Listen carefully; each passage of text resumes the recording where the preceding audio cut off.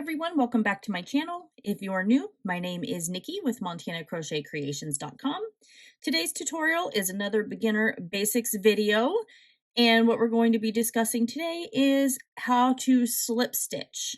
So I created my magic circle and I placed 10 double crochet inside my magic circle.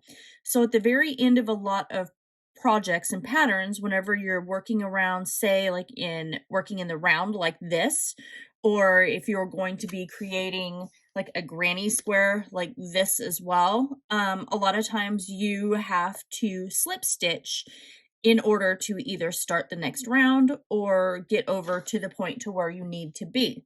So what does that mean? So typically when you're done, you create your very last stitch and then you come over to the top of whatever your first stitch was. In this case, it's my double crochet, and then you insert your hook into the top of that, and you literally grab your yarn and pull it through the top of your very first stitch. And a lot of patterns, it's like if you're doing a single crochet, you would yarn over and go in and then pull through the two. But for a slip stitch, you do not. You pull through that first stitch and then you pull literally through your next stitch. And what that's done is you have pulled those two stitches together to close up your magic circle or to get over to where your granny square is. So let's say that we're doing a pattern where you slip stitch to close everything together, and then you have to slip stitch over to a space in order to put new stitches in. So you would insert your hook into your stitch and you would just pull through, and then you would pull through your loop again. That is your slip stitch.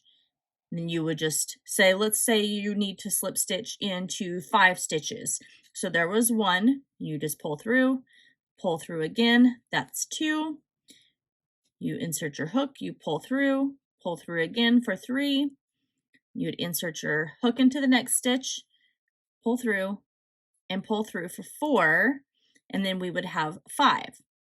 So you can always tell whenever you have slip stitched something because it's actually not really creating a stitch that you can crochet into.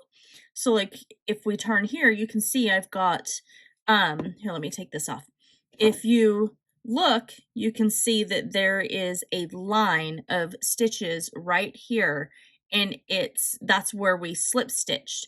But if you turn it this way, you see that you still have your stitches up here along the very top. So in the next round, you'd be able to crochet into those stitches. A lot of patterns will have you add a row of slip stitch to add extra detail to your project. And then your next row, you would crochet in every single stitch all the way around or across or however you're going. So that is what it means whenever your pattern asks you to slip stitch. So you just pull right through, and then a lot of times you'll chain 1 and then continue working your next round. So I hope that that helped break down for you brand new crocheters on what it means to slip stitch in a crochet pattern. Make sure you guys like, comment, share, and subscribe. Don't forget to ring that notification bell as I'm posting tutorials here weekly. And that is everything. I love you guys all so very much, and I will see you in my next video.